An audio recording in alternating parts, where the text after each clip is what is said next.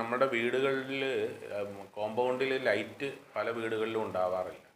രാത്രി സമയങ്ങളിൽ നമ്മളെല്ലാ ലൈറ്റുകളും അണച്ചിട്ടാണ് വീട്ടിൽ കിടന്നുറങ്ങുന്നത്. കോമ്പൗണ്ടിൽ ലൈറ്റ് ഇല്ലാത്തപ്പോൾ തീർച്ചയായിട്ടും കള്ളന്മാർക്ക് കോമ്പൗണ്ടിനുള്ളിലേക്ക് കടന്നു വരാനും കടന്നു വന്നിട്ട് അവിടെ അവരുടേതായ ലൈറ്റ് ഉപയോഗിച്ച് ആവശ്യത്തിനുള്ള ലൈറ്റ് ഉപയോഗിച്ച് ഒക്കെ കാര്യങ്ങൾ മനസ്സിലാക്കി കുറ്റകൃത്യം ചെയ്യാനായിട്ട് അവർക്ക് സഹായകമാണ്.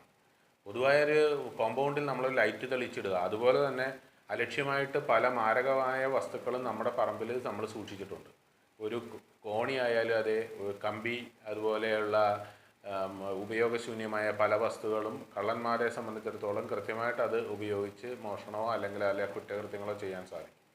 അപ്പോൾ അത് നമ്മൾക്ക് നിസ്സാരമായിട്ട് എടുത്ത് മാറ്റി ഒഴിവാക്കി കളയാവുന്നൊരു കാര്യമാണ്. നമ്മൾ അശ്രദ്ധമായി കൈകാര്യം ചെയ്യുന്നതുകൊണ്ടുണ്ടാകുന്ന ചില പിഴവുകളാണ്. അതുപോലെ തന്നെ രാത്രികാലങ്ങളിൽ ഇത്തരത്തിൽ അസ്വാഭാവികമായ ഒരു ശബ്ദമോ ആളുകളുടെ പെരുമാറ്റമോ കണ്ടു കഴിഞ്ഞാൽ അപ്പോൾ തന്നെ നമ്മൾ വീടിൻ്റെ വാതിൽ തുറന്നിറങ്ങി അവരോട് പ്രതികരിക്കാതെ അയൽപക്കത്തുള്ള വീടുകളിൽ കൂടി അറിയിച്ച് അവിടെയും കൂടിയൊക്കെ ലൈറ്റൊക്കെ തെളിയിച്ചതിന് ശേഷം നമ്മളൊരു പോലീസ് സ്റ്റേഷനിലും അറിയിച്ചൊരു മുൻകരുതൽ എടുത്തതിന് ശേഷം തുറന്ന് അക്കാര്യം അന്വേഷിക്കുന്നതായിരിക്കും എപ്പോഴും സുരക്ഷിതത്വം ഉറപ്പുവരുത്തുന്നതിനുള്ള കാര്യം.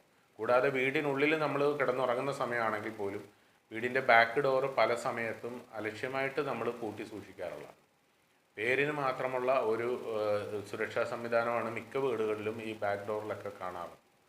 ടവർ ബോൾട്ടൊക്കെ ആണെങ്കിലും 3 ടവർ ബോൾട്ടുള്ളതിൽ 1 ടവർ ബോൾട്ട് മാത്രമായിരിക്കും മിക്കവാറും വീട്ടുകാർ അത് ഇടുക. രാത്രി അതൊക്കെ കള്ളന്മാർക്ക് പെട്ടെന്ന് വീടിനുള്ളിലേക്ക് കടന്നു കയറാൻ അവർക്ക് വലിയ ബുദ്ധിമുട്ടില്ലാതെ കടന്നു കയറാൻ സാധിക്കും. അപ്പോൾ അത്തരം കാര്യങ്ങളിൽ നമ്മൾ നല്ല ശ്രദ്ധ വരുത്തുക.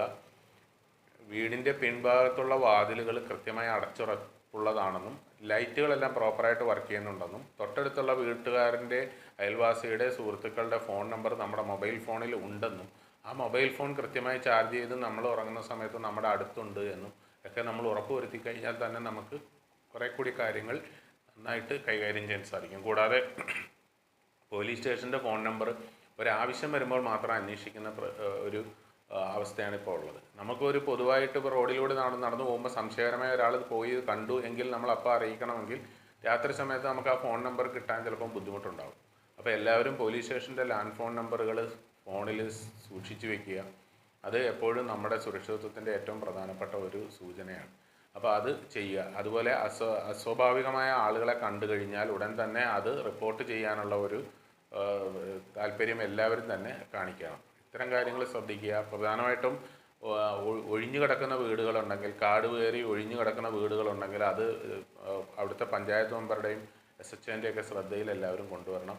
ആ ഭാഗങ്ങളിൽ അത് ക്ലിയർ ചെയ്ത് വൃത്തിയായിട്ട് സൂക്ഷിക്കുന്നതിന് വേണ്ടിയിട്ടുള്ള തുടർ നടപടികൾ സ്വീകരിക്കേണ്ടതും കൂടി ഈ സാഹചര്യത്തിൽ വളരെ അത്യന്താപേക്ഷിതം.